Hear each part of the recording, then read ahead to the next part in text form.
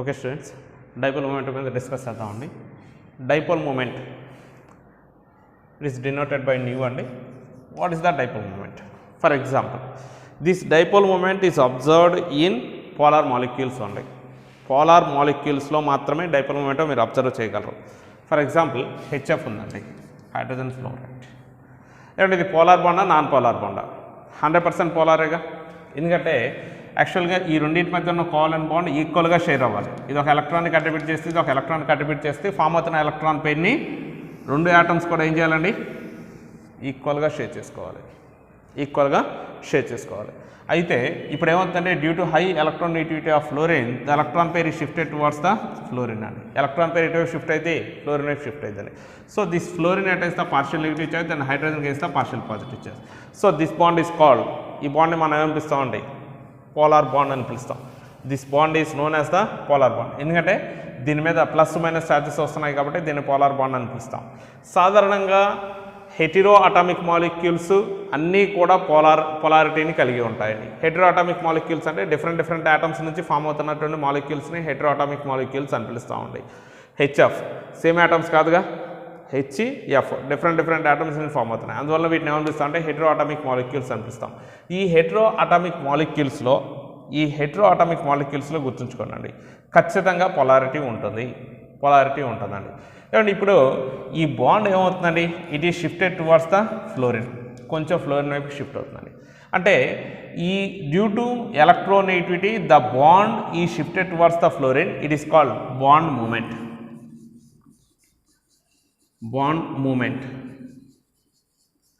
ఈ బాండ్లో ఇలా వచ్చేటువంటి మూమెంట్ అని బాండ్ మూమెంట్ అంటామండి. బాండ్ మూమెంట్ అని జనరల్గా దీంట్లో డినోట్ చేస్తాం. ఈ బాండ్ మూమెంట్ వల్ల మాలిక్యూల్లో కొంత మూమెంటం వస్తుందండి. యాక్చువల్గా చెప్పాలంటే that moment is known as the dipole moment. అంతకుముందు ఇలా ఉన్నటువంటి మాలిక్యూల్ కొంచెం బాండ్ ఇటువైపు షిఫ్ట్ అవ్వడం వల్ల ఇలా వస్తుంది, కొంచెం ఇటువైపు షిఫ్ట్ అవుతూ ఉంటుందండి. సో ఈ విధంగా కంటిన్యూషన్గా ఇలా షిఫ్ట్ అవుతూ ఉంటుందండి. దీన్నే మనం ఆ డైపోల్ మూమెంట్ అని చెప్తాం. ఇది ఇలా షిఫ్ట్ అవుతుంది. సో ఇది ఇలాగండి కంటిన్యూషన్గా ఇట్లా మూమెంటం వస్తుంది. ఓకేనా? సో దాంట్లో వచ్చేటువంటి మూమెంటం అని మనం ఏం చెప్తామంటే డైపోల్ మూమెంటం అని చెప్తామండి. ఈ బాండ్ అంతకుముందు ఇటువైపు ఉండేదండి. ఓకేనా? రెండింటికి మధ్యలో ఉండేది. ఇప్పుడు ఏమవుతుంది? ఇటువైపు షిఫ్ట్ అయిందండి. అందువల్ల ఇది ఇలా షిఫ్ట్ అవుతాయి. సో కంటిన్యూషన్గా ఇలా వస్తూ ఉంటుందండి. దాన్ని మనం ఏమిపిస్తామంటే డైపోల్ మూమెంటం అనిపిస్తాం. సరే, మీకు అర్థమయ్యే లాంగ్వేజ్లో చెప్తాను చూడండి. ఈ బాండ్లో వచ్చే మూమెంటం వలన మాలిక్యూల్లో వచ్చే మూమెంటాన్ని మీరు ఏమని చెప్పుకోవచ్చు అంటే డైపోల్ మూమెంటం అని చెప్పచ్చు. అయితే మనం డెఫినేషన్ పరంగా చెప్పేటప్పుడు ఎలా చెప్తామంటే, డిఫైన్ చేసేటప్పుడు దీన్ని ఎలా డిఫైన్ చేస్తామంటే dipole momentum new is equal to delta into L అండి. డెల్టా దీని మీద డెవలప్ అవుతున్నటువంటి charge on any one of the pole అండి. దీని మీద డెవలప్ అవుతున్న ఛార్జ్ కావచ్చు, లేకపోతే దీని మీద డెవలప్ అవుతున్నటువంటి ఛార్జ్ కావచ్చు, ఏదైనా ఒక ఛార్జ్ అండి, irrespective of the sign. And next distance between the atoms, ఈ రెండు యాటమ్స్ మధ్య ఉన్నటువంటి డిస్టెన్స్ అండి. ఆ రెండింటి యొక్క ప్రొడక్ట్ని డైపోల్ మూమెంటం అని చెప్తామండి. డైపోల్ మూమెంటం అంటే ఏంటండి? It is the product of the any one of the charge on the poles and distance between the poles అండి. It is the product of the any one of the poles అండి. Any one of the poles and distance between the poles అండి. ఆ రెండింటి మధ్య ఉన్నటువంటి distance అలాగే దాని మీద ఉన్న ఛార్జ్, ఈ రెండింటి యొక్క ప్రొడక్ట్ని మీరు ఏమని చెప్తా అంటే it is called dipole momentum అంటామండి. Dipole momentum is denoted by nu is equal to delta into L. Nu is equal ఏమని రాస్తామండి? డెల్టా ఇంటూ ఎల్ అని రాస్తాం. దీనికి యూనిట్స్ ఏంటి?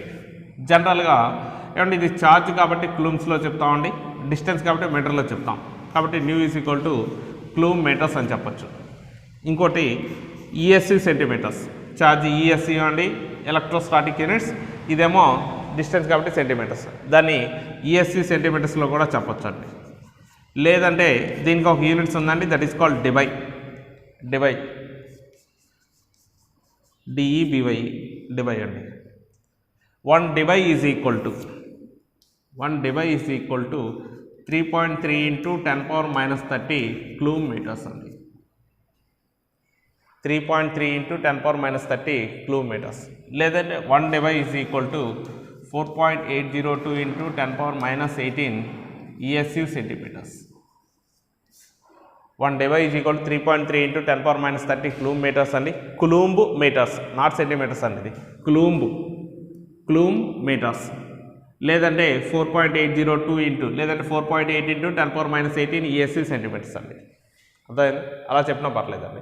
సో ఇది 1 Debye is equal 3.3 into 10⁻30 kilometres. ఎక్కువగా మనకు అదే వస్తూ ఉంటుందండి. కిలోమీటర్స్లోనే మనం క్యాలిక్యులేషన్ చేస్తూ ఉంటాం. సెంటీమీటర్స్ అయితేనేమో 4.8 ఇంటూ 10⁻18 అండి. 10⁻18 ESC సెంటీమీటర్స్. అర్థమవుతుంది? సో 10⁻18 ESC సెంటీమీటర్స్ లేకపోతే 10⁻10 కాదండి, 10⁻18.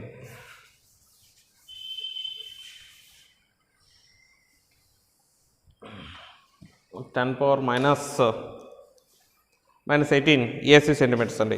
నెక్స్ట్ ఏమంటే ఇప్పుడు ఈ డైపోల్ మొమెంటం అప్లికేషన్స్ అండి. ఎటువంటి మాలిక్యూల్లో ఈ డైపోల్ మొమెంటం ఉంటుందో ఒకసారి చూడండి. డైపోల్ మొమెంటం ఎటువంటి మాలిక్యూల్లో ఉంటుంది అంటే ఫర్ ఎగ్జాంపుల్ CO2 మాలిక్యూల్లో చూద్దాం master. It has the linear structure. మరి ఈ రెండిట్లో ఎలక్ట్రోనెగటివ్ దేనికి ఎక్కువ? ఆక్సిజన్. కాబట్టి బాండ్ మొమెంటం ఇటువైపు ఉంటుందండి. ఈ రెండిట్లో డైపోల్ మొమెంటం ఇదే. బాండ్ మొమెంటం అంటే ఎలక్ట్రోనెగటివిటీ దేనికి ఎక్కువ? ఆక్సిజన్. కాబట్టి బాండ్ మొమెంటం ఎటువైపు ఉంటుందండి? ఇట్లా ఉంటుందండి. ఏమంటే ఇప్పుడు ఈ బాండ్ మొమెంటం రెండు కూడా ఎలా ఉన్నాయండి? ఎగ్జాక్ట్గా ఆపోజిట్లో ఉన్నాయండి. ఓకేనా? కాబట్టి మొత్తం మీద ఈ మాలిక్యూల్లో వచ్చే డైపోల్ మొమెంటం ఏమవుతుందంటే the bond moments are get cancel by each other because these two are projected in opposite direction అండి. దీస్ టూ ఆర్ సేమ్ అండి. రెండిటి ఫోర్సెస్ ఎలా ఉన్నాయి? సేమ్గా ఉన్నాయి. ఫర్ ఎగ్జాంపుల్ HF ఉందండి. ఇప్పుడు ఈ బాండ్ ఎవరు లాగుతున్నారండి? ఫ్లోరిన్ లాగుతుంది. ఇటువైపు కూడా ఇంకో ఫ్లోరిన్ లాగుతుంది అనుకోండి. ఇప్పుడు ఈ మాలిక్యూల్లో మొమెంటం ఏమైనా వచ్చిందా? ఎందుకంటే ఇటువైపు పనిచేస్తున్న ఫోర్స్ ఇటువైపు పనిచేస్తున్న ఫోర్స్ రెండు కూడా ఎలా ఉన్నాయండి? సేమ్గా ఉన్నాయండి. కాకపోతే ఎలా ఉన్నాయి? ఆపోజిట్ డైరెక్షన్లో ఉన్నాయండి. సేమ్గా ఉండి ఆపోజిట్ డైరెక్షన్ అంటే ఖచ్చితంగా డైపోల్ మొమెంటం వాల్యూ 0 ఉంటుందండి. అర్థమవుతుందా? ఈ జనరల్గా సిమెట్రిక్ మాలిక్యూల్స్ లీనియర్ స్ట్రక్చరో ట్రైగోనల్ ప్లానర్ స్ట్రక్చరో టెట్రాహెడ్రల్ స్ట్రక్చరో ఇలాంటి వాటిల్లోనండి. ఓకేనా? సిమెట్రిక్ మాలిక్యూల్స్లో మీకు డైపోల్ మొమెంటం వాల్యూస్ ఎప్పుడు కూడా 0 రావడానికి అవకాశం ఉందండి. బాండ్ మొమెంటం ఉన్నప్పటికీ ఈ బాండ్లో మొమెంటం ఉన్నప్పటికీ మాలిక్యూల్లో మాత్రం మొమెంటం 0 ఉంటుందండి. Dipole momentum new is equal to 0. ఎందుకంటే bond moments are get cancel by each other అండి. CO2 has the linear structure and bond moments are get cancel by each other because these two are opposite in direction అండి.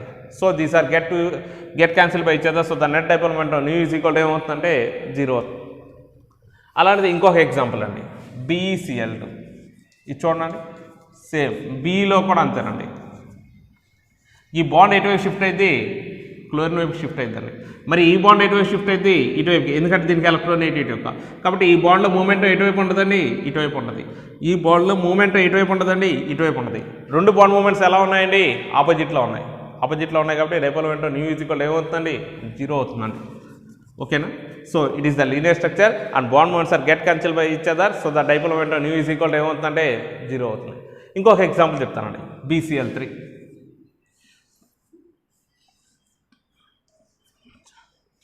ఇది కూడా symmetric structure అండి. ఇప్పుడు ఇదే ఉందండి, ఎగ్జాక్ట్గా 120 degrees. ఇటు ఒక తాడేయండి. ముగ్గురు కూడా సేమ్ ఫోర్స్తో దీన్ని లాగనండి. దీంట్లో ఏమైనా మూమెంట్ వచ్చిందంటే రాదు. ఎందుకంటే ఇటువైపు లాగుతున్నటువంటి ఫోర్స్ వీళ్ళిద్దరు క్యాన్సిల్ చేస్తారు, ఇటువైపు లాగుతున్నటువంటి ఫోర్స్ వీళ్ళిద్దరు క్యాన్సిల్ చేస్తారు, ఇటువైపు లాగుతున్నటువంటి ఫోర్స్ వీళ్ళిద్దరు క్యాన్సిల్ చేస్తారండి. ఎగ్జాక్ట్గా వాళ్ళ మధ్య యాంగిల్ ఎంత ఉండాలండి? 120 degrees ఉండాలండి యాంగిల్ అనేది. ఓకేనా? బాండ్ మొమెంటమ్స్ ఒకదానికోటి ఇప్పుడు ఎలా ఉంటాయి అంటే ఒకసారి చూడండి. The bond momentums are get cancel by each other అండి. ఎందుకంటే it is the symmetric structure ఉండి, అర్థమవుతుందా? సిమెట్రిక్ అంటే ఇదిగో ఈ యాటమ్స్, బాండెడ్ యాటమ్స్ కూడా సేమ్గా ఉండాలండి. ఓకేనా? Bond moments are get cancel by each other అండి. సిమెట్రిక్ స్ట్రక్చర్ ఉన్నప్పుడు బాండ్ మూమెంట్స్ ఏమవుతాయంటే క్యాన్సిల్ అవుతాయండి. దీని యొక్క ఫోర్స్ని వీళ్ళిద్దరు క్యాన్సిల్ చేస్తారు, దీని యొక్క ఫోర్స్ని వీళ్ళిద్దరు క్యాన్సిల్ చేస్తారు. అర్థమవుతుందా? So dipole momentum new is equal ఏమవుతుందంటే 0 అవుతుంది master. Trigonal planar structure for example. అలాంటిదే ఇంకోటి అండి, CCl4. సేమ్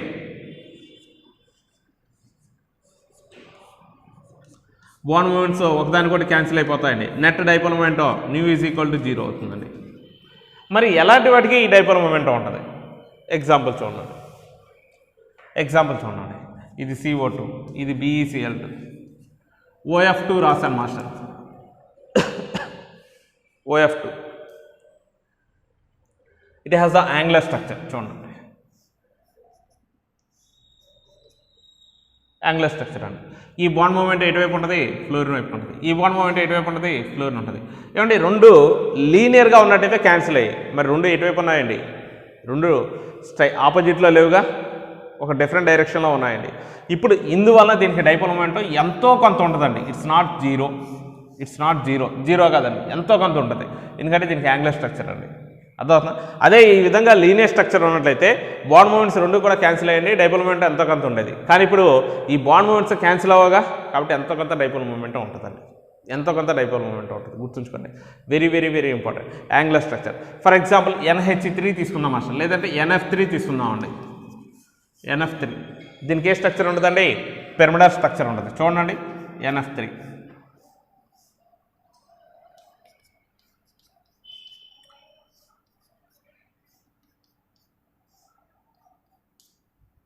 ఓకేనా, NF3 అండి. ఏమండి ఇప్పుడు ఈ బాండ్ మూమెంట్స్ ఇవి, ఈ బాండ్లో మూమెంట్ ఇటువైపు ఉండదు, ఈ బాండ్లో మూమెంట్ ఇటువైపు ఉండదు, ఈ బాండ్లో మూమెంట్ ఇటువైపు ఉంటుంది. ఏమండి బాండ్ మూమెంట్స్ ఒకదానికొకటి ఆపోజిట్లో ఉన్నాయా, లేవు మాస్టర్. ఒకదానికొకటి కనుక ఆపోజిట్లో ఉన్నట్టయితే ఖచ్చితంగా డైపోల్ మూమెంట్ ఆఫ్ వాల్యూ ఎంత ఏదంటే జీరో అయింది. మరి ఇప్పుడు లేదుగా, కాబట్టి ఎంతో కొంత dipole moment nu is equal to zero కాదు, not equal to zero master. Point అర్థమైందని నేను చెప్పేది. సిమెట్రిక్ మాలిక్యూల్స్, సిమెట్రిక్ స్ట్రక్చర్ ఉన్నట్లయితే, మాలిక్యూల్స్ సేమ్గా ఉన్నట్లయితే డైపోల్ మూమెంట్ ఆఫ్ వాల్యూస్ ఏమవుతాయంటే జీరో అవుతాయండి. ట్రైగోనల్ ప్లానర్ స్ట్రక్చర్, టెట్రాహెడ్రల్, అర్థమవుతా, వీటికి dipole moment of values zero అండి. ఏమండి ఇప్పుడు angular structure dipole moment zero కదండి, pyramidal structure dipole moment zero కాదు. ఏమండి ఇక్కడే ఒక ఎగ్జాంపుల్ చెప్తాను చూడండి, ఇంకొక ఎగ్జాంపుల్ చెప్తాను. BCl3 ఉందండి, ఎగ్జాంపుల్కి చెప్తున్నాను. FCl డైపోల్ మూమెంటం ఉంటుందా ఉండదా, ఈ బాండ్లో మూమెంటం ఇటువైపు ఉంటుంది, ఈ బాండ్లో మూమెంటం ఇటువైపు ఉంటుంది, ఈ బాండ్లో మూమెంటం ఇటువైపు ఉంటుంది. ఇప్పుడు dipole momentum new is equal to జీరోనా, న్యూ నాట్ ఈక్వల్ టు జీరోనా, ఏదండి nu not equal to zero master. మూడు ఫోర్సెస్ కనుక ఈక్వల్ అయి ఉన్నట్లయితే nu is equal to zero అయ్యేది, అర్థమైంది, nu is equal to zero అయ్యేది. కానీ ఇది ఒక డిఫరెంట్ మాలిక్యూల్ కదా, కాబట్టి డైపోల్ మూమెంటమ్స్ అనేవి మరి ఇటువైపు పనిచేస్తున్న ఫోర్స్ ఎక్కువగా ఉండొచ్చేమో. ఇక్కడైతే ఎలా ఉన్నాయండి, మూడు ఫోర్సెస్ సేమ్గా ఉంటాయండి. దీని ఫోర్స్ని ఈ రెండు క్యాన్సిల్ చేస్తాయి, దీని ఫోర్స్ని ఈ రెండు క్యాన్సిల్ చేస్తాయి, దీని ఫోర్స్ని ఈ రెండు క్యాన్సిల్ చేస్తాయి. ఈ విధంగా ఏంటంటే ఎంతో కొంత డైపోల్ మూమెంట్ అనేది క్యాన్సిల్ అయిపోతుందండి, కాబట్టి జీరో వచ్చేస్తుందండి. ఇక్కడ అనుకోండి అలా అవ్వట్లేదు మాస్టర్, కాబట్టి ఏమవుతుంది అంటే new not equal to zero master, ఇలా వచ్చింది గుర్తుంచుకోండి, new not equal to zero. ఓకేనా. అండ్ నెక్స్ట్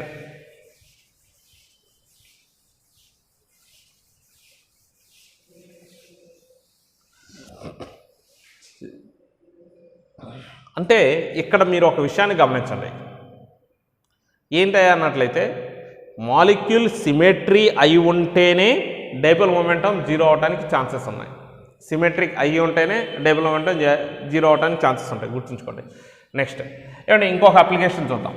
HF అండి, HCl అండి. మాస్టర్ రెండిట్లో డైపోల్ మొమెంటం అనేది ఉంటుందండి, ఎందుకంటే ఈ బాండ్లో మూమెంటం ఇటువైపు ఉంటుంది, మరి ఇటువైపు ఆపోజిట్లో లేదు కదా, కాబట్టి ఖచ్చితంగా ఈ మాలిక్యూల్లో బాండ్లో మూమెంటం ఉందండి, ఒక డైరెక్షన్లోనే ఉందండి. సో అందువల్ల మాలిక్యూల్లో మూమెంటం వస్తుందండి, ఎంత కొంత డైపోల్ మొమెంటం ఉంటుందండి, న్యూ. ఓకేనా, న్యూ1. ఇక్కడ ఉండేదాన్ని న్యూ2 అని అనుకోండి, న్యూ2 అనుకోండి. Master nu one nu two, nu one is equal to nu two, nu one is greater than nu two, nu one is equal to ఇదే న్యూ1 లెస్ దాన్ న్యూ2 ఏంటండి చూద్దాం. Nu one is equal to nu two, nu one is less than nu two, nu one is greater than nu two, లేదంటే nu one is equal to nu two is equal to 0. ఏ condition correct అండి, ఏ condition correct master. మరి ఈ dipole momentum ఎలా calculate చేస్తాం, మీకు formula చెప్పండి master. New is equal to delta into L. Delta అంటే ఏంటండి, ఛార్జ్ అండి. ఏమంటే ఈ ఛార్జ్ రావటం అనేది దేని మీద డిపెండ్ అయి ఉంటుందండి, it is depend upon the electronegativity difference అండి, ఎలక్ట్రోనెగటివిటీ డిఫరెన్స్. ఏమంటే ఇప్పుడు ఇది బలంగా ఎలక్ట్రాన్ ఇటువైపు లాక్కుంది అనుకోండి, దీని మీద వచ్చే ఛార్జ్ ఎక్కువ ఉంటుంది. ఇది బలంగా లాక్కుంటే దీని మీద వచ్చే ఛార్జ్ ఎక్కువ ఉంటుందండి. ఏమంటే ఈ రెండింటిలో దేనికి ఎలక్ట్రోనెగటివిటీ ఎక్కువ, ఫ్లోరిన్కే కదండి. కాబట్టి ఎలక్ట్రోనెగటివిటీ ఫ్లోరిన్కి ఎక్కువ కాబట్టి ఈ ఎలక్ట్రాన్ పెయిర్ అనేది ఎక్కువగా ఫ్లోరిన్ వైపుకి షిఫ్ట్ అవుతుంది కాబట్టి దీని మీద వచ్చే ఛార్జ్ ఎక్కువ ఉంటుంది. ఎగ్జాంపుల్గా చెప్తున్నాను అండి, 3 units of partial negative charge అనుకున్నాం. అప్పుడు దీని మీద 3 units of partial positive charge. మరి క్లోరిన్ అండి, ఫ్లోరిన్ ఎఫ్ లాగినంత స్పీడ్గా, ఎఫ్ లాగినంత అట్రాక్టివ్గా సిఎల్ చేయలేదండి. ఎందుకంటే ఫ్లోరిన్కి హయ్యెస్ట్ ఎలక్ట్రోనెగటివిటీ అండి, అంత ఫోర్స్గా క్లోరిన్ లాగలేదు. కాబట్టి క్లోరిన్ మీద ఎలక్ట్రోనెగటివిటీ 2 యూనిట్స్ మాత్రమే వస్తుందండి. అప్పుడు మరి డెల్టా వాల్యూలో తేడా ఉందిగా, ఇక్కడ డెల్టా 3 వస్తుంది, ఇక్కడ డెల్టా ఏమండి డిస్టెన్స్ సేమ్ అనుకుందాం, కాసేపు డిస్టెన్స్ సేమ్ అనుకుందామండి. ఓకేనా? సో కాసేపు డిస్టెన్స్ సేమ్ అనుకుందామండి. ఇక్కడైతే 3 × L వేస్తాం, దీంట్లో అయితే ఏమేస్తామండి 2 × L వేస్తాం మాషా. ఇక్కడైతే ఎంత వస్తుంది 3L, ఇక్కడైతే ఎంత వస్తుంది 2L. మరి రెండింటిలో దేనికి ఎక్కువ అంటే ఎలక్ట్రాన్ డైపోల్ మొమెంటం వాల్యూ దీనికేగా ఎక్కువ. అంటే ఈ డైపోల్ మొమెంటం వాల్యూ దేని మీద డిపెండ్ అయి ఉందంటే it is depend upon the electronegativity అండి. ఎలక్ట్రోనెగటివిటీ అనే ఫ్యాక్టర్ మీద డిపెండ్ అయి ఉంది. హెచ్ఎఫ్, హెచ్సిఎల్, హెచ్బిఆర్, హెచ్ఐ హైయెస్ట్గా దేనికి ఉంటుందండి హెచ్ఎఫ్ అండి, తర్వాత అండి హెచ్సిఎల్ అండి, తర్వాత అండి హెచ్బిఆర్ అండి, తర్వాత అండి హెచ్ఐ అండి. గుర్తుంచుకోండి, HF is greater than, HCl is greater than, HBr is greater than HI. అర్థమవుతుందా? సో డైపోల్ మొమెంటం వాల్యూస్ అండి, HF is greater than, HCl is greater than, HBr is greater than HI. అర్థమవుతుందా? అలా వస్తాయండి dipole momentum values, because it is depend upon the electronegativity difference అండి. Electronegativity ఎక్కువ ఉన్నదానికి dipole momentum values ఎక్కువ ఉంటాయి. ఇంకొక అప్లికేషన్ అండి, ఒక చిన్న ఎగ్జాంపుల్ ఇంకోటి మాస్టర్, CCl4 ఎలక్ట్రోనెగటివిటీ మాట్లాడుకుందాం మాస్టర్. ఎలక్ట్రోనెగటివిటీ సరే అండి, డైపోల్ మొమెంటం మాట్లాడుకుందాం.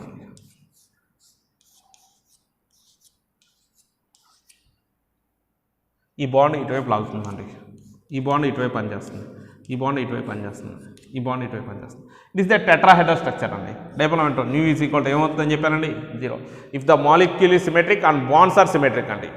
మాలిక్యూల్ సిమెట్రిక్ స్ట్రక్చర్లో ఉండి బాండ్స్ అనేవి సిమెట్రిక్ స్ట్రక్చర్, లీనియర్, ట్రైగోనల్ పైన, టెట్రాహెడ్రల్ ఇవన్నీ కూడా సిమెట్రిక్ స్ట్రక్చర్ వస్తాయండి. ఓకేనా? వీటిలో కనుక ఉండి ఓకేనా బాండ్స్ కనుక సిమెట్రిక్ బాండ్స్ అండి ఉన్నట్లయితే dipole momentum new is equal to 0.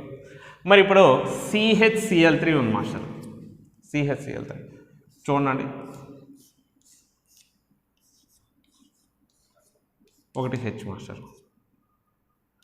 ఈ బాండ్ మూమెంట్ ఇటువైపు ఉంది, ఈ బాండ్ మూమెంట్ ఇటువైపు ఉంటుంది, ఎందుకంటే ఎలక్ట్రోనెగటివిటీ క్లోరిన్కి ఎక్కువగా. మరి ఈ రెండిట్లో బాండ్ మూమెంట్ ఎటువైపు ఉంటుందండి, హైడ్రోజను కార్బన్. ఈ రెండిట్లో ఎలక్ట్రోనెగటివిటీ దేనికి ఎక్కువ, హెచ్ కార్బన్ కంటే, కాబట్టి ఈ బాండ్ మూమెంట్ ఇటువైపు ఉంటుందండి. మరి ఇప్పుడు డైపోల్ మొమెంటం అంతా కొంత ఉంటుందిగా, దీనికంటే డైపోల్ మొమెంటం U1 అని అనుకుంటున్నాం, ఉంటుంది కదా, క్యాన్సిల్ అవ్వదు కదా, క్యాన్సిల్ అవ్వదు. ఈ బాండ్ మూమెంట్ ఇటువైపుకే కదా పనిచేస్తుంది, కాబట్టి ఇది ఆపోజిట్లో ఉండి వీటితో పాటు సేమ్ ఫోర్స్ కనుక కలిగి ఉంటే న్యూ ఈజ్ ఈక్వల్ 0 ఇది, కానీ ఇది ఇటువైపు పనిచేస్తుంది కాబట్టి దీనికి U1 అండి. నెక్స్ట్ ఎంతో కొంత డైపోల్ మొమెంటం ఉంటుందండి. CH2Cl2 తీసుకున్నాం మాస్టర్, CH2Cl2 మాస్టర్. ఏమంటే ఇక్కడ హెచ్ రాస్తున్నాను, ఇక్కడ హెచ్ అండి, ఇది Cl అండి, ఇది Cl అండి, సారీ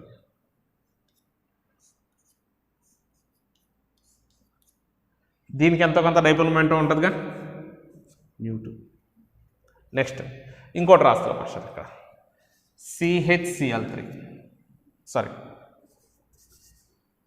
CH3Cl.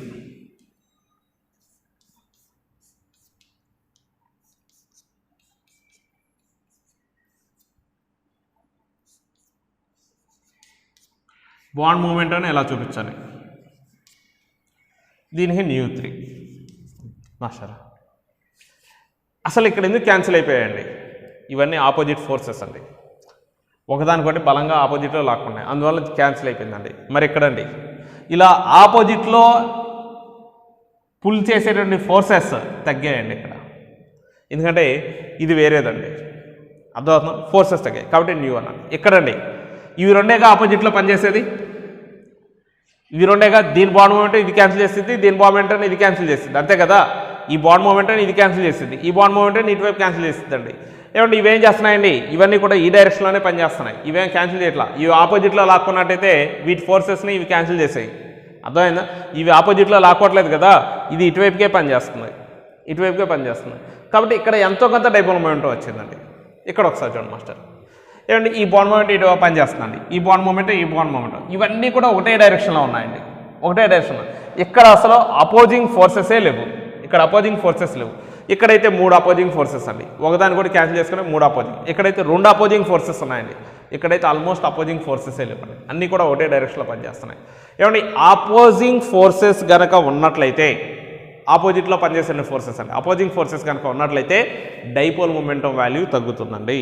ఇక్కడ వచ్చేసరికి ఏమండి 4 కూడా అపోజింగ్ ఫోర్సెస్ ఒకదానికోటి ఆపోజిట్లోనే ఉంటున్నాయండి, ఒకదానికోటి క్యాన్సిల్ చేసుకుంటున్నాయండి. ఇక్కడైతే తగ్గిందిగా కాబట్టి ఎంతో కొంత వచ్చిందండి, ఇక్కడైతే ఇంకా తగ్గిందిగా అందువల్ల ఇంకొంచెం ఎక్కువ వచ్చిందండి, ఇక్కడైతే ఇంకా తగ్గిపోయింది కదా, అసలు అపోజింగ్ ఫోర్సెస్ ఆల్మోస్ట్ లేవండి, కాబట్టి ఎంతో కొంత డైపోల్ మొమెంటం అనేది ఉందండి. ఇప్పుడు న్యూ1 న్యూ2 న్యూ3 ఇదిగోనండి, న్యూ1 న్యూ2 న్యూ3 ఈ మూడింటిని కంపేర్ చేస్తాయి. దేనికి డైపోల్ మొమెంటం ఎక్కువ? హైయెస్ట్ డైపోల్ మొమెంటం అండి ఇదండి, తర్వాత అండి ఇదండి, తర్వాత అండి ఇదండి, లాస్ట్లో ఇదండి. కాబట్టి ఏం రాస్తామంటే CH లేదంటే CCl4 is less than CHCl3 is less than CH2Cl2 is CHCl3 is greater than CH2Cl2 is greater than CHCl3 is greater than CCl4. Dipole momentum values less than అయితే రివర్స్లో రాస్తాం. CCl4 is less than CHCl3 is less than CH2Cl2 is less than CH3Cl. ఒకసారి అడిగి ఉన్నాడండి దీని మీద bit, ఇదే example అడిగి ఉన్నాడు, అందుకే నేను చెప్పానండి. అర్థమవుతుందా? గుర్తుంచుకోనండి, అక్కడ అపోజింగ్ ఫోర్సెస్ మీద డైపోల్ మొమెంటం అనేది డిపెండ్ అయి ఉంటుందండి, అపోజింగ్ ఫోర్సెస్ మీద డైపోల్ మొమెంటం అనేది డిపెండ్ అయి ఉంటుంది. ఓకేనా? అండ్ నెక్స్ట్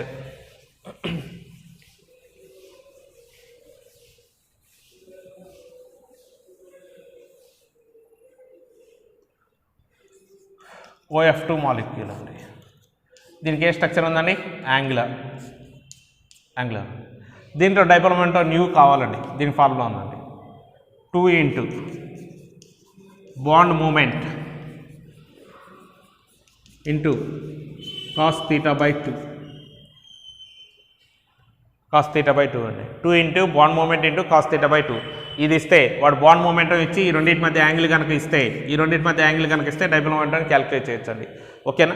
ఒక పోలార్ మాలిక్యూల్లో డైపోల్ మొమెంటం వాల్యూ క్యాలిక్యులేట్ చేయాలంటే ఫార్ములానండి nu is equal 2 into bond moment into cos θ/2 అండి, nu into bond moment into cos θ/2 అండి. సో ఈ విధంగా క్యాలిక్యులేట్ చేయొచ్చు, అండి. ఫార్ములా గుర్తుంచుకోండి, 2 into bond moment into cos θ/2 and next.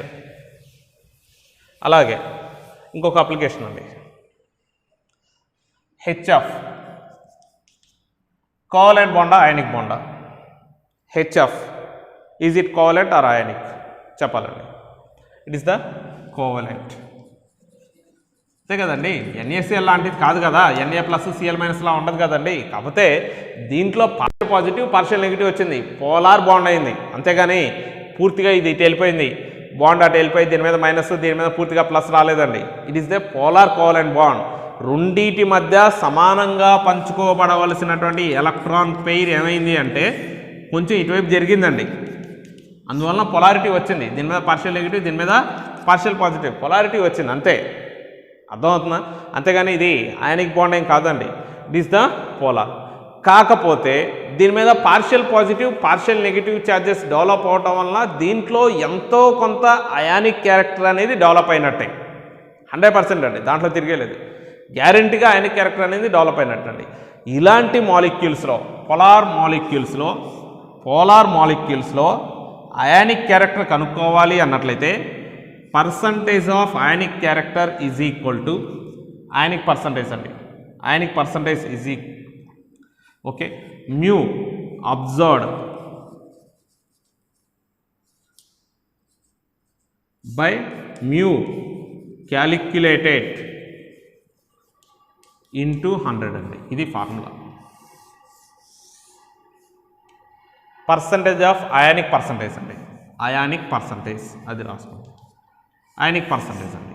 ఇప్పుడు దీంట్లో ఇది 100% అయానిక్ కాదండి, కానీ దీంట్లో ఎంతో కొంత అయానిక్ క్యారెక్టర్ ఉంది, ఎందుకంటే ప్లస్ మైనస్ ఛార్జెస్ డెవలప్ అయ్యాయి కాబట్టి, దీంట్లో ఎంతో కొంత అయానిక్ నేచర్ ఉందండి. ఎంత ఉంది అనేది మీరు తెలుసుకోవాలి అని అనుకున్నట్లయితే గుర్తుంచుకోనండి, ఎంత ఉంది అనేది మీరు క్యాలిక్యులేట్ చేయాలి అనుకుంటే percentage of ionic character is equal to mu observed into mu calculated mu observed by mu calculated into 100 అండి.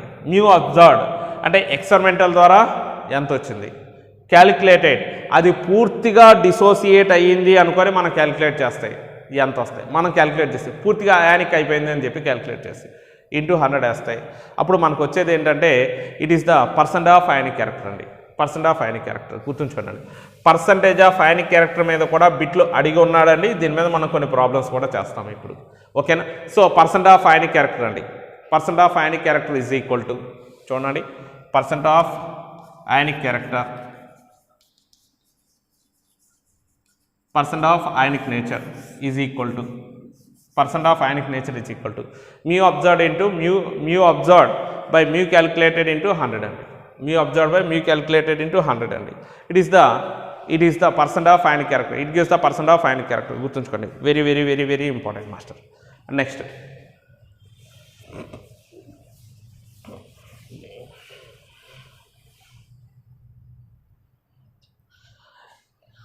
అండ్ దీని మీద ఒక చిన్న ప్రాబ్లం చేద్దాం master.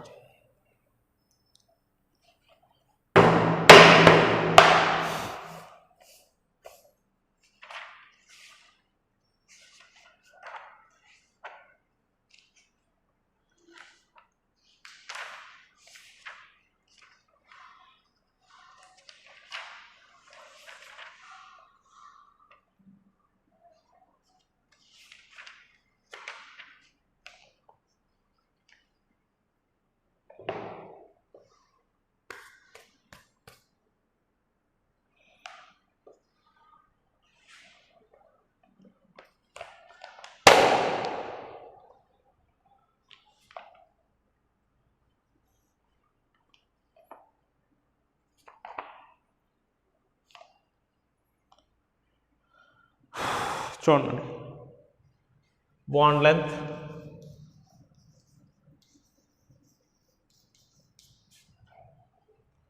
Of HCl is 1.275 angstrom units. Okay, if nu is equal to 1.02 dBi, then percent of ionic character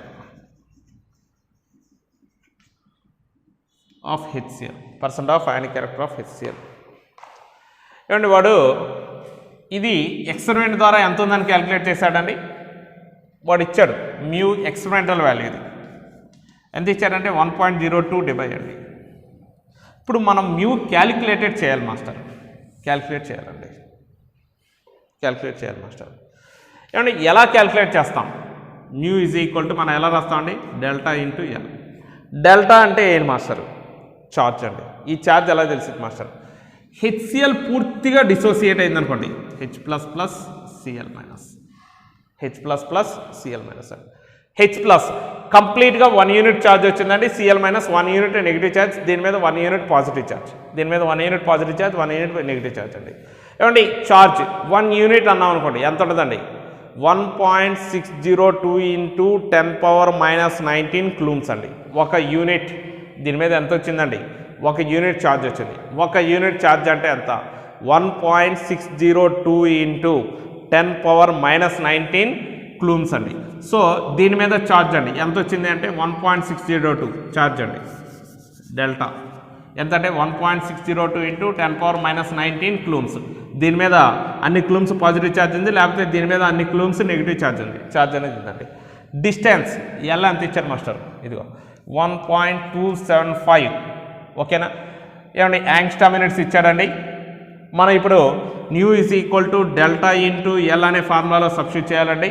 ఇక్కడ ఇది డెబైలో ఇచ్చాడు కాబట్టి దీన్ని మనం ఏం చేద్దాం అన్నట్లయితే డెబైలోకి మార్చుకోవాలండి. మార్చుకోవడానికి ముందు మనం ఏం చేద్దాం అన్నట్లయితే ఇది ఒకసారి చూడండి, దీన్ని మీటర్స్లో మార్చుకున్నాండి. 1.275 ఇంటూ 10⁻⁻, ఏమండి 10 పవర్ ఎంతమ్మా?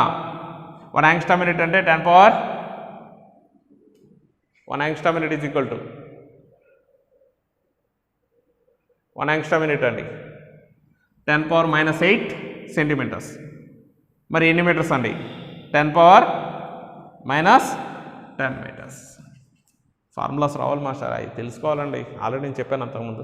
క్యాలిక్యులేట్ చేయండి మాస్టర్, ఎంత అవుతుంది ఏమండి. 1.602 × 10⁻−19 ఇంటూ ఇదంతమ్మా 1.275 × 10⁻−10 మీటర్స్. ఇది వచ్చింది. ఇది మ్యూ క్యాలిక్యులేటెడ్. ఇదేమో mu experimental.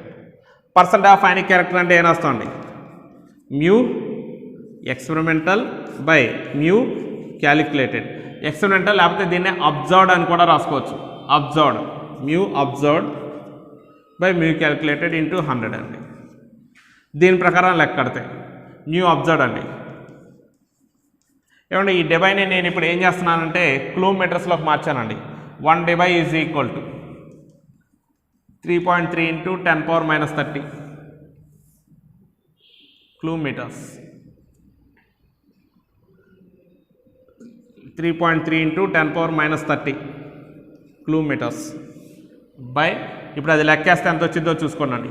1.602 × 10⁻−19 into okay 1.275 × 10⁻10 into 100 వేయండి. పర్సెంట్ ఆఫ్ క్యారెక్టర్ వచ్చింది. ఇదండి క్యాలిక్యులేషన్ చేయాల్సింది. అదైందా, ఇలా చేయాలి మాస్టర్. ఏమంటే ఇచ్చిందాన్ని నేను 70ని కిలోమీటర్స్లో మార్చుకున్నాను, కూలుంబ్ మీటర్స్లో మార్చుకున్నాను. 1.02 × 10 ఏమండి 3.3 × 10⁻−30 కూలుంబ్ మీటర్స్. ఎందుకు మార్చాను అనేది మీకు ఇందాక చెప్పానండి. ఎందుకంటే ఒక 70 అంటే ఎంత 3.3 × 10⁻−30 కూలుంబ్స్. ఎందుకంటే ఈ వాల్యూ దేనిలో వచ్చిందండి, ఇవేమో కూలుంబ్స్, ఇదేమో మీటర్స్ అండి. మనకు కూడా కూలుంబ్ మీటర్లో వచ్చింది. మరి ఇది కూడా కూలుంబ్ మీటర్లో మార్చుకున్నాం అనుకోండి, సిఎం కాదు coulomb metres, CM capital C capital M coulomb metres. Coulomb metres దాంట్లో మార్చుకున్నాం master. Mu observed by mu calculated. ఇది వచ్చింది. ఏమంటే క్యాలిక్యులేట్ చేసేటప్పుడు ఏం చేస్తాం, ఇది పూర్తిగా డిసోసియేట్ అయింది అనుకోండి. పూర్తిగా డిసోసియేట్ అయితే 1 యూనిట్ పాజిటివ్ ఛార్జ్ వచ్చింది, లేకపోతే 1 యూనిట్ నెగిటివ్ ఛార్జ్ వచ్చింది. 1 యూనిట్ అంటే ఎంత 1.602 × 10⁻−19 కూలుంబ్స్ అండి. ఓకేనా. సో డిస్టెన్స్ వాడు ఇచ్చాడు. ఓకే 1.275 యాంగ్స్ట్రామ్ మినిట్స్ అండి. 1.275 into angstrom minute, 1 angstrom minute 10⁻−8 centimetres or 10⁻10 metres అండి. కాబట్టి దాన్ని తీసుకొని సబ్స్టిట్యూట్ చేశాను మాస్టర్, నాకు ఇంత వచ్చింది. ఇది తీసుకెళ్ళి 2 సబ్స్టిట్యూట్ చేస్తే నాకు పర్సెంట్ ఆఫ్ ఐనిక్ క్యారెక్టర్ వచ్చింది. ఇదండి లెక్క. ఇదే విధంగా క్వశ్చన్ నెంబర్ 19 మీకు ఇచ్చినటువంటి మెటీరియల్లో క్వశ్చన్ నెంబర్ 19 బై 164 అండి. చేయండి మాస్టర్, వస్తుంది.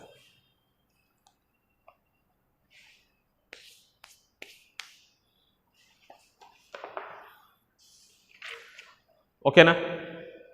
ఇదండి నెక్స్ట్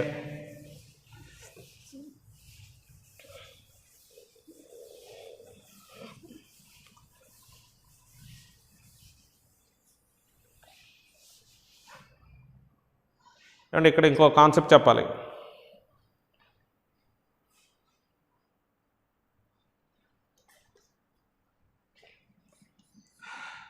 NF3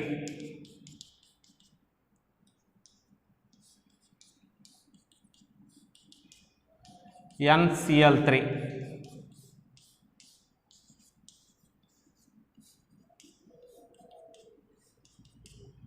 ఈ రెండింటిలో డైపోల్ మొమెంటం దేనికి ఎక్కువ, దీనికి ν1 అనుకోండి, దీనికి ν2 అని అనుకోండి.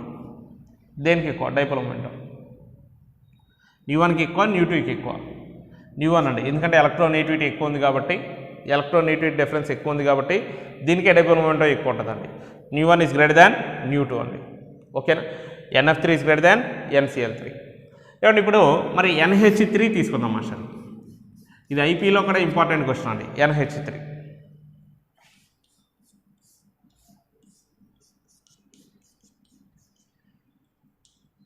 ఏమంటే ఈ రెండిట్లో డైపోల్ మొమెంటం NH3 అండి. NH3 NF3 ఈ రెండింటిని కంపేర్ చేస్తాయి డైపోల్ మొమెంటం వాల్యూ. దీనికి ν3 అని అనుకున్నాం. దేనికి ఎక్కువ ఉండాలి మాస్టర్, NF3కి ఎక్కువ ఉండాలండి. ఎందుకంటే ఎలక్ట్రోనెగటివిటీ డిఫరెన్స్ ఎక్కువ కాబట్టి ఛార్జ్ సపరేషన్ అనేది ఎక్కువ వచ్చిందండి. ఓకేనా. మీకు ఆల్రెడీ నేను చెప్పాను, ఇది చూడండి హెచ్ఎఫ్లో అనుకోండి, దీని మీద 4 units of partial negative charge, దీని మీద 4 units of partial positive. HCl అనుకోండి 3 యూనిట్స్ ఆఫ్ పార్షియల్ నెగిటివ్, దీని మీద 3 units of partial positive. HBR అని అనుకోండి, ఏమవుతామా 2 యూనిట్స్ ఆఫ్ పార్షియల్ నెగిటివ్, దీని మీద 2 యూనిట్స్ ఆఫ్ పార్షియల్ పాజిటివ్. ఏమంటే ఇక్కడ ఛార్జ్ ఎక్కువ వస్తుంది కాబట్టి ఆటోమేటిక్గా new is equal delta into L అని వేసినప్పుడు డెల్టా వాల్యూ ఎక్కువ వస్తుంది కాబట్టి మీకు ఆల్మోస్ట్ ఓకేనా. సో ఈ ఎలక్ట్రోనెగటివిటీని బేస్ చేసుకొని దాని మీద డెవలప్ అవుతున్నటువంటి ఛార్జ్ని బేస్ చేసుకొని మీకు డైపోల్ మొమెంటో వాల్యూస్ వస్తాయండి. ఓకేనా, దాని ప్రకారమే డైపోల్ మొమెంటో వాల్యూస్ వస్తాయండి. మరి ఇప్పుడు ఇక్కడ చూస్తే ఎలక్ట్రోనెగటివిటీ డిఫరెన్స్ ఎక్కువ కాబట్టి దీంట్లో ఛార్జ్ డెవలప్మెంట్ ఎక్కువ ఉంటుందండి. ఓకేనా, ఇక్కడ ఎలక్ట్రోనెగటివ్ డిఫరెన్స్ తక్కువ ఉంటుందండి, అందువల్ల మీకు ఛార్జ్ డెవలప్మెంట్ అనేది ఇక్కడ చాలా తక్కువ ఉంటుంది. కాబట్టి ఈ రెండింటిని కంపేర్ చేసినప్పుడు దేనికి డైపోల్ మొమెంటో ఎక్కువ ఉంటుందంటే NF3కే ఎక్కువ ఉంటుంది మాస్టర్, NF3కే ఎక్కువ ఉంటుంది. ఓకేనా, సో ఇక్కడ ఆర్డర్ చూడండి మాస్టర్ ఎలా వస్తాయి అంటే NF3 is greater than, NCl3 is greater than NH3. ఇది ఉండదు మాస్టర్, అట్లా రాదండి, అట్లా రాదు. ఓకేనా, NF3 ఒకసారి చూడండి, NF3 మళ్ళీ ఒకసారి రాస్తాం, NF3 is greater than, NCl3 is greater than NH3. మనం అనుకుంటాం, ఇలా రాదు మాస్టర్, ఇది రాదు. ఎలా ఉంటుంది? NH3 is greater than, NF3 is greater than NCl3, ఇలా వస్తుందండి. అదేంటి మాస్టర్, వాస్తవంగా ఎలక్ట్రోనెగటివిటీని బేస్ చేసుకుని ఉంటుంది అన్నారు కదా, హైయెస్ట్ దీనికి ఉండాలి కదా, మరి NH3కి ఎందుకు వచ్చింది? ఈ రెండింటిని కంపారిటివ్గా చెప్తాను చూడండి.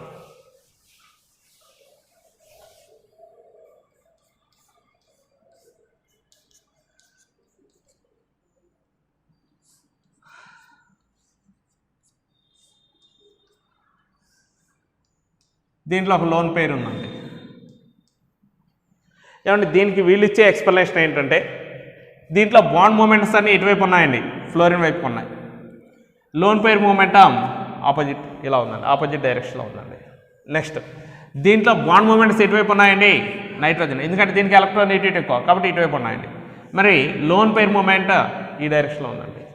ఏమంటే ఇదేమో బాండ్ మూమెంటస్ మీరు కంపేర్ చేస్తే బాండ్ మూమెంటస్ ఒక డైరెక్షన్లో, లోన్ పేర్ మూమెంట్ డైరెక్షన్ ఇంకో డైరెక్షన్లో ఉన్నాయండి. కాబట్టి వీటి యొక్క ఫోర్సెస్ని తగ్గిస్తుందండి, కాబట్టి డైపోల్ మొమెంటం వాల్యూ తగ్గింది ఇక్కడ, అర్థమైందా? ఎందుకంటే ఆపోజిట్లో పనిచేస్తుంది కదా, ఇది ఆపోజిట్లో పనిచేస్తుందండి. మీకు ఇందాక చెప్పానండి, ఆపోజిట్లో కనుక పనిచేస్తే ఆటోమేటిక్గా ఫోర్సెస్ ఏమవుతాయమ్మా, బాండ్ మూమెంటస్ ఏమవుతాయిరా, క్యాన్సిల్ అయిపోతాయని చెప్పాను.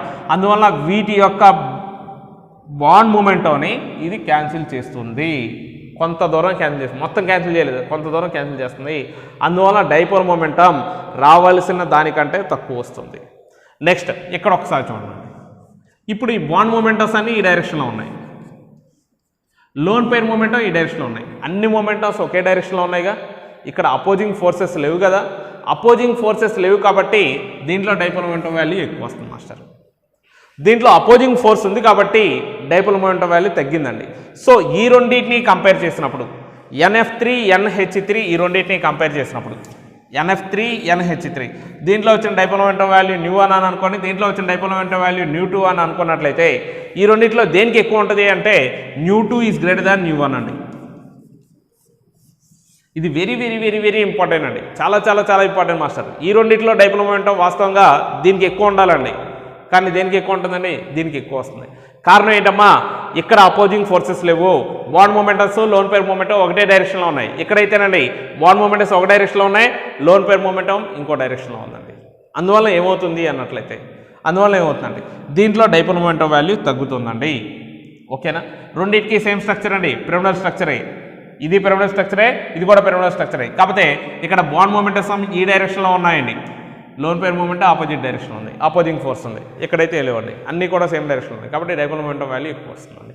సో ν2 ఈజ్ గ్రేటర్ దాన్ ν1 అండి, very very very very important అండి. ఎగ్జామినేషన్లో కూడా 2-3 సార్లు అడిగి ఉన్నాడు. ఓకేనా, ఇది డైపోల్ మొమెంటం గురించి మాస్టర్. నెక్స్ట్ ఇవి డైపోల్ మొమెంటం కాన్సెప్ట్స్ అండి, దీన్ని బేస్ చేసుకొని ఒకసారి బిట్స్ అన్నీ ఉన్నాయి, ఒకసారి చూడండి.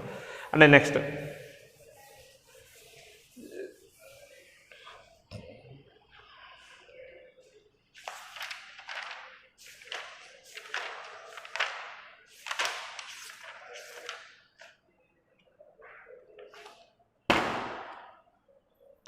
level 1 క్లాస్ వర్క్ అండి.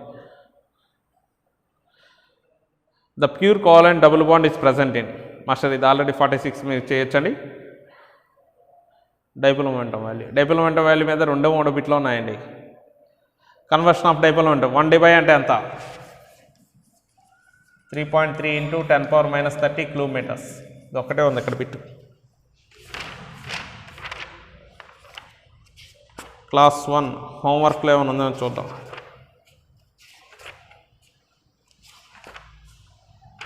ఎక్సర్సైజ్ 1 దీంట్లో పేజ్ నెంబర్ 151 అండి, బిట్ నెంబర్ 52 అండి. The unit of dipole momentum units ఏంటండి? Debye. SI units of dipole momentum debye అండి, సారీ కూలుంబ్ మీటర్స్ అండి SI యూనిట్స్కి వచ్చేసరికి. Next 54 which of the following bond has the most polar character? CO bond most polar క్యారెక్టరా, CBr bond most polar క్యారెక్టరా, CF bond most polar క్యారెక్టరా, CS అండి CF. ఎందుకంటే electronegativity ఎక్కువ ఉంటుంది కాబట్టి అది మోస్ట్ పోలార్ అవుతుందండి. ఓకేనా. నెక్స్ట్ 56 అండి.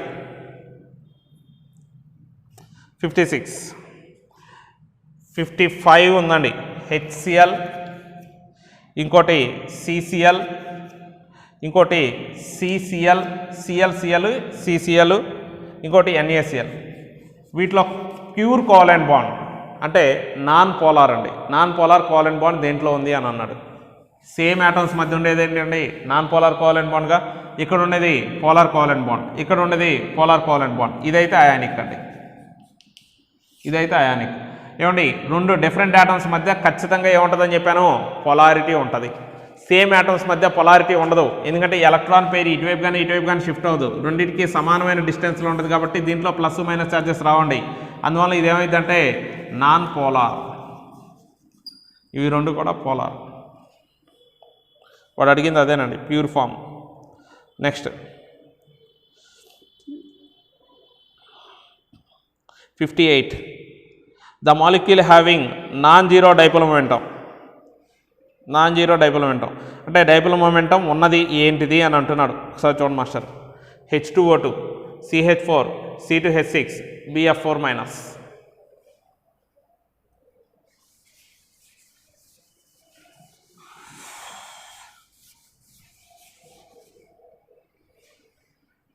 H2O2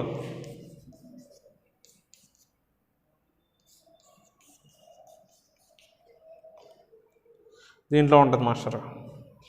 CH4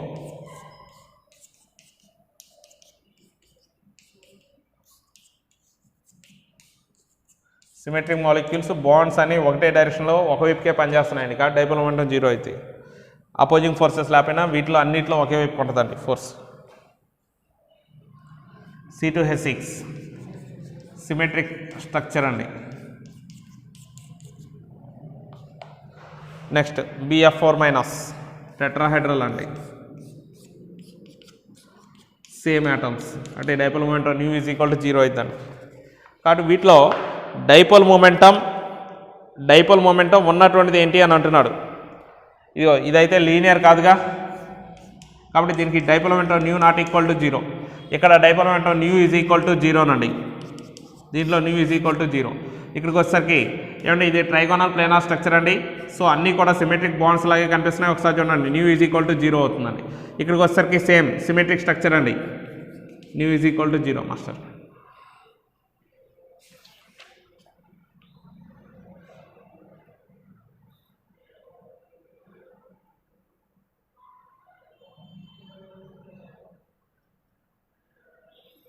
ఒకసారి దాంట్లో ఉన్న బిట్లు చేయండి, ఏమన్నా అర్థం కాకపోతే మాత్రం నన్ను అడగండి డైపోల్ మొమెంటం మీద.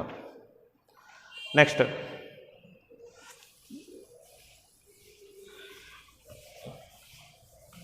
అలాగే ఫార్మల్ ఛార్జ్, ఇది వేరే కాన్సెప్ట్ అండి, చాలా సింపుల్ అండి. ఫార్మల్ ఛార్జ్ అంటే ఏంటి? ఫార్మల్ ఛార్జ్ అంటే ఏంటి? O3 మాలిక్యూల్ ఉందండి. ఇంటర్నల్గా ఒక మాలిక్యూల్లో ఇంటర్నల్గా యాటమ్స్ మీద ఉండేటువంటి ఛార్జ్ అండి, ఇంటర్నల్గా ఉండేటువంటి ఛార్జ్ అండి. ఓకేనా? ఇప్పుడు దీని మీద ఎంత ఉంది, దీని మీద ఎంత ఉంది, దీని మీద ఎంత ఉంది, ఇంటర్నల్గా ఉండే ఛార్జ్ని మనం ఏం చెప్తామంటే ఫార్మల్ ఛార్జ్ అని చెప్తామండి. ఒక మాలిక్యూల్లో ఆ మాలిక్యూల్లో ఉన్నటువంటి యాటమ్స్ మీద ఇంటర్నల్గా ఉన్నటువంటి ఛార్జ్ అండి. దీని మీద ఎంత ఉంటుంది, దీని మీద ఎంత ఉంటుంది, దీని మీద ఎంత ఉంటుంది, ఈ ఛార్జ్ని మనం ఏం చెప్తామంటే ఫార్మల్ ఛార్జ్ అని చెప్తామండి. ఓకేనా, ఫార్మల్ ఛార్జ్ అని చెప్తాం. ఈ ఫార్మల్ ఛార్జ్ని ఎలా క్యాలిక్యులేట్ చేస్తామంటే ఫార్ములా రండి. Formal charge is equal to number of valency electrons,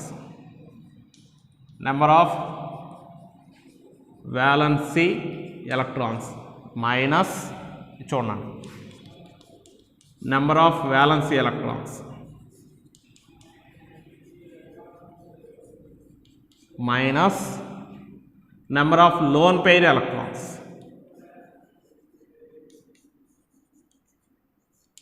minus number of bonds.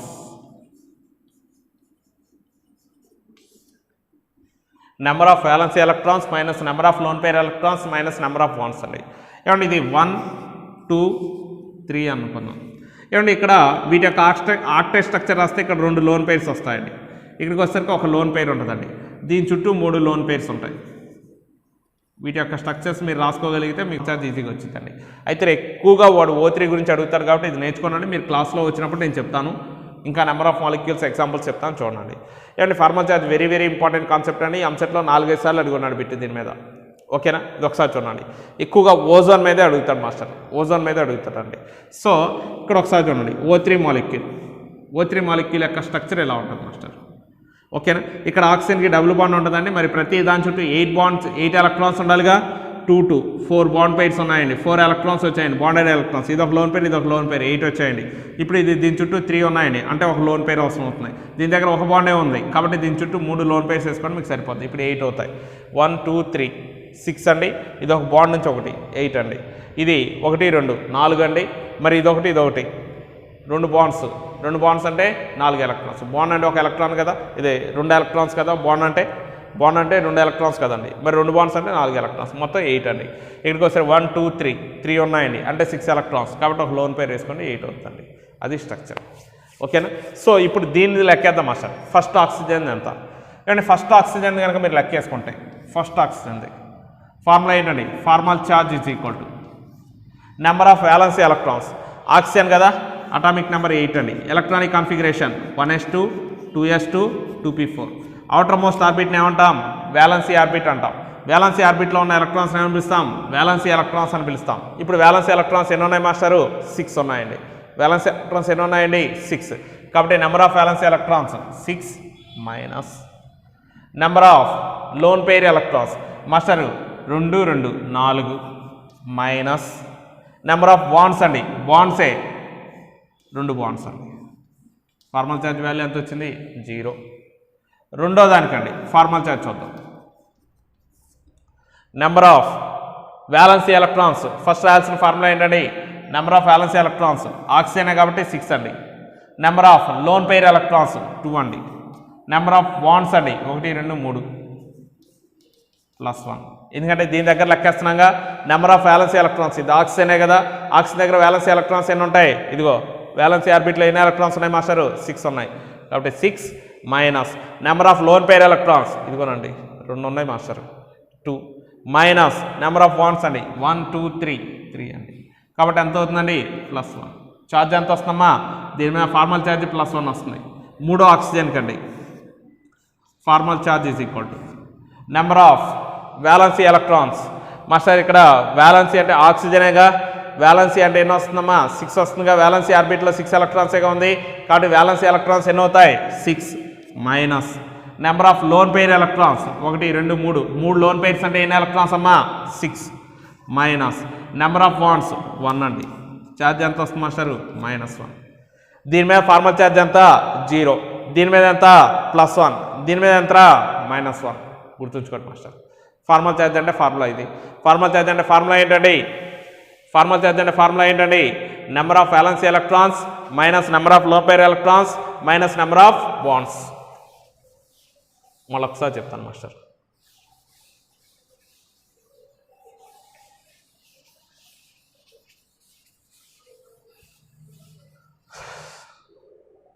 Ozone 3 అండి.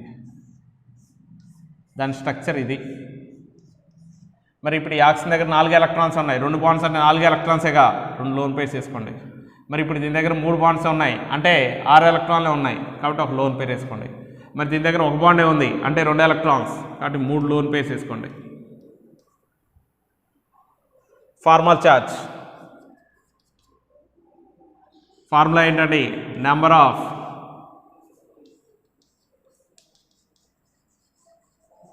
valency electrons minus number of lone pair electrons minus number of bonds. ఇది ఇప్పుడు లెక్కేద్దాం master. First దానికి లెక్కేస్తున్నాను. ఇది first oxygen, ఇది second oxygen, ఇది third oxygen. First ఆక్సిజన్కి లెక్కేస్తాం master. Formal charge is equal to number of valency electrons. Oxygen దగ్గర ఎన్ని ఉంటాయండి valency electrons? Oxygen atomic number ఎంత? 8. Electronic configuration 1s2 2s2 2p4. Outer most orbit ఏంటి? Second orbit valency orbit అంటాం. Valency ఆర్బిట్లో ఎన్ని ఎలక్ట్రాన్స్ అంటే దాన్ని వ్యాలెన్సీ ఎలక్ట్రాన్స్ అని అంటాం. ఇక్కడ వ్యాలెన్సీ ఎలక్ట్రాన్స్ ఎన్ని ఉన్నాయి master? 6 minus number of lone pair electrons. Master lone pair 2 ఉన్నాయి. లోన్ పెయిర్సా లోన్ పెయిర్ ఎలక్ట్రాన్సా? Lone pair electrons 4 minus number of bonds ఏమండి? బాండ్ పెయిర్ ఎలక్ట్రాన్సా బాండ్సా? బాండ్సే 1 2 ఈజ్ ఈక్వల్ టు 0. రెండో దానికి లెక్కేస్తాం master. Formal charge is equal to చెప్పండి ఇదేగా వ్యాలెన్సీ ఎలక్ట్రాన్స్ ఎన్ని master? 6 minus number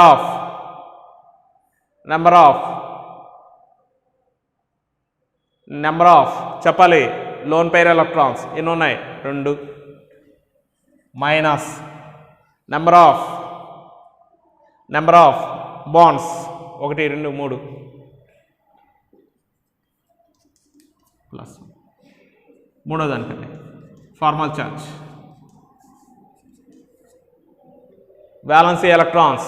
number of valency electrons master oxygen ఎన్ని ఉంటాయి? 6 minus number of lone pair electrons 1 2 3 ఉన్నాయి లోన్ పెయిర్స్ అంటే ఎలక్ట్రాన్స్ ఎన్ని? 6 మైనస్ నెంబర్ ఆఫ్ బాండ్స్ 1. ఇదండి. దీని మీద 0, దీని మీద +1, దీని మీద -1. ఇదండి. ఓకేనా స్టూడెంట్స్? ఓకే అమ్మా. ఏమండి దీని మీద సంబంధించిన బిట్స్ ఏమైనా ఉంటే చేయండి కొంచెం.